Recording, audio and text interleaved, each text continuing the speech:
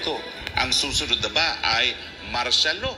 Ito ang tanong ngayon ni dating presidential spokesperson at international law expert Attorney Harry Roque kay Pangulong Bongbong Marcos.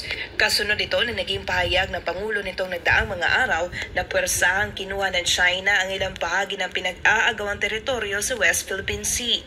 Ayon kay Roque, matagal na ang tensyon sa WPS ngunit ngayon lang niya narinig ang salitang annexed.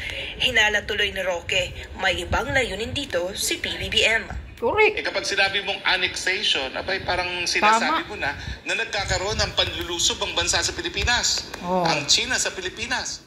Matagal nang inaangkin ng China yan. Nasa mapa nila yung mga inaangkin nila mga karagatan at saka mga isla. Pero bakit ngayon lang sinabi ni Presidente na nag-a-annex na sila ng teritoryo kung hindi siya nag-iisip ng isang legal na basihan para sa pagdedeklara ng martial law? Sa ilalim ng saligang batas, maaari lamang anya na magdeklara ng martial law kung mayroong panglulusob na isang dayuhang bansa at paghimagsika ng mga Pilipino. Martial law naman ang nakikita ni Roque na opsyon ng administrasyon upang manatili sa pwesto yun ang mas dahilan. matagal na panahon. Para gustong Samantala sa ngayon tatagal. naman ang geopolitical analyst at historian na si Professor Herman Laurel sa pananaw na ito ni Roque na gamitin ang issue sa WPS upang magdeklara ng martial law si PBBM.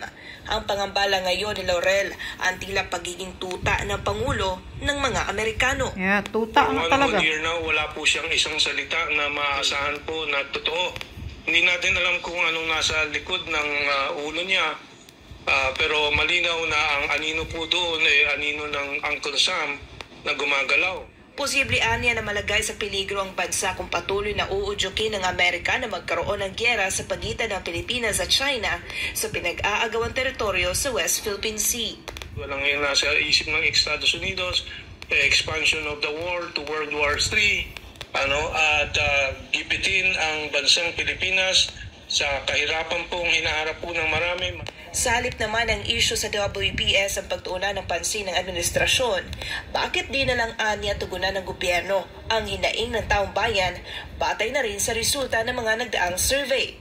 Talaga pong walang relevance po itong ginagawa ng pamahalaan natin na pupunta to talk about security with Czech Republic, with Germany, and so on and so forth. Lang yan. Ang layo po talaga sa talagang kailangan po ng bayan, which is economic development, livelihood development, at pag-aangat po ng kabuhayan ng taong bayan, pagbibigay ng abot-kayang mga pagkain, bigas in particular. Sa huli, nagpapasalamat si Professor Laurel sa SMNI kay Pastor Apollo C. Quiboloy at dating Pangulong Rodrigo Duterte na tumutulong na maliwanagan ang sambayanang Pilipino sa mga nangyayari ngayon sa pamahalaan. Para sa Diyos at sa Pilipinas.